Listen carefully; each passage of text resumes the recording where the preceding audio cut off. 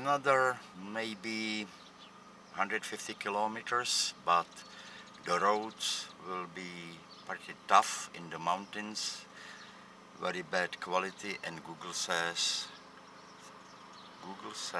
actually it's about 3 hours.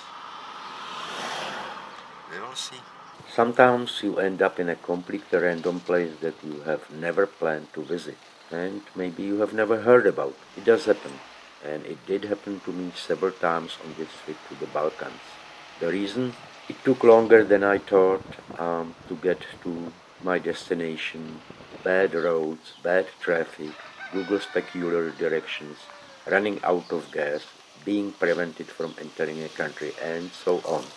And well, in general, sometimes I haven't made the best decisions. But all is well that ends well, right?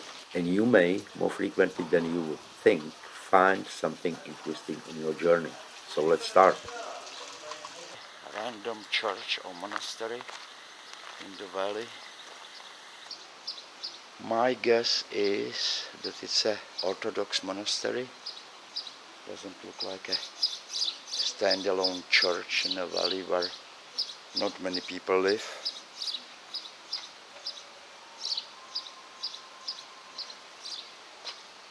And I guess they like cats. And here is something that I absolutely cannot tell you. It looks in Greek and also in Albanian. Something between 2003 and 2006. And it looks fairly new, not ancient. Actually, it looks very new. Just look at the ceiling. And when I walk around the courtyard, it's really very well kept. A little garden, onion, chives, potatoes in the back. This looks like tomatoes and some peppers, maybe cucumbers also.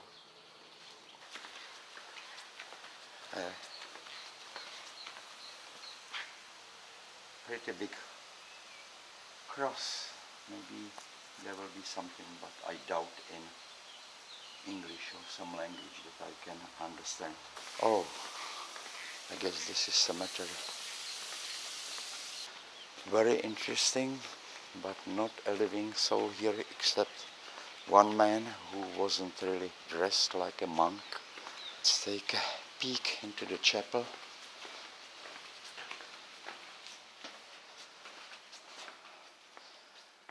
Based on the religious icons here, I bet it's Orthodox Church, not a Catholic. And maybe if you want to confess to your sins,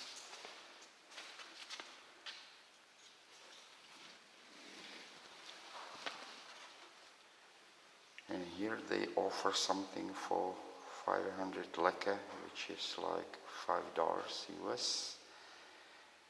And I don't know, maybe you can use the candle here. This is Kichevo, a small city in Macedonia, quite unremarkable but very old. It was first mentioned in a written record almost 200 years BC. As you can imagine, over those 2200 years, it was a part of numerous empires, kingdoms, and so on. But if I jump to relatively recent history, in 1945 it became part of communist Yugoslavia. In 1991, the city became part of the newly proclaimed Republic of Macedonia. The city itself, as I said, is quite unremarkable. It is a mostly agricultural area. How did I end up here? Very simple. After Serbian border police prevented me from entering their country from Kosovo, I had to get to Serbia some other way, and simply it was the end of the day, so I stopped in this small Macedonian city on the way to Serbia. So, what do you do in a situation like this? find some shelter, look around, go to eat and call it a day. And that was exactly what we did. First we took a walk, looked at the life in the streets, at the market, but it was the end of the day, so everything in the market was closing down, but the stores in the streets were opened.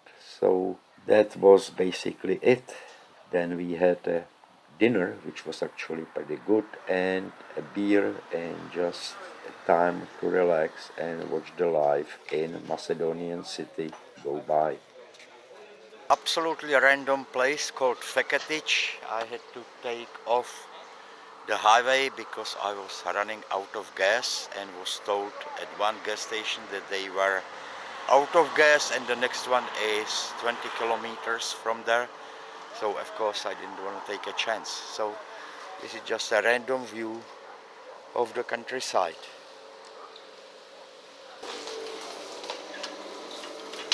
Feketic, 1785. And what do they have here? Catholic church, pharmacy, post office, two other churches. And this is the little village gas station. And they are out of coffee. The Archabbey of Pannonhalma has been inscribed upon the World Heritage List 1996, the World Cultural and Natural Heritage. So they call this the Avenue of Wild Chestnut Trees. I have to admit, I've never recognized wild chestnuts. And this is the abbey. Of course it's closed. It's Monday, as I said. Looks like all the museums and places of interest are closed on Mondays in Hungary. What do they have here? Botanical garden, wine cellar, and Blessed Virgin Chapel. Ah, funny. The abbey is closed, but the gift shop is opened. Pannonhalma Archabbey, the Saint Martin of Tours monastery, founded in 996. Wow, over 1,000 years old monastery. It's really significant for Hungarians and for Hungarian history. It says here, it is home to one of the world's largest monastic libraries. Benedictine monks live here, adhere to their tradition of serving God and their fellows with prayer and work. Okay, so the monks are still active in this monastery. I would love to visit the basilica, the church, and the library, but no such luck. And I guess monks play a lot of basketball. Here, what do they say? From this part of the Archabbey grounds, we have a lovely panoramic view of the valley below. This region is known as the Pannonhalma Hills. This is a stop in absolutely random town in Hungary. I didn't even catch the name of the town. Absolutely magnificent church with twin towers. And here we have some information. A big church, so that's what we are looking at. Museum of the Hungarian natural history. The church towers have a interesting roof. It looks like it's made from stone. So no metal, no ceramics, no nothing, stone. Let's check the inside of the church.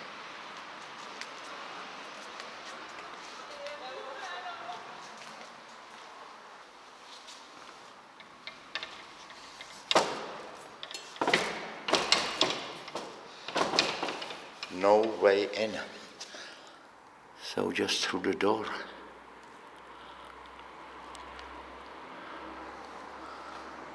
Looks like Baroque style to me.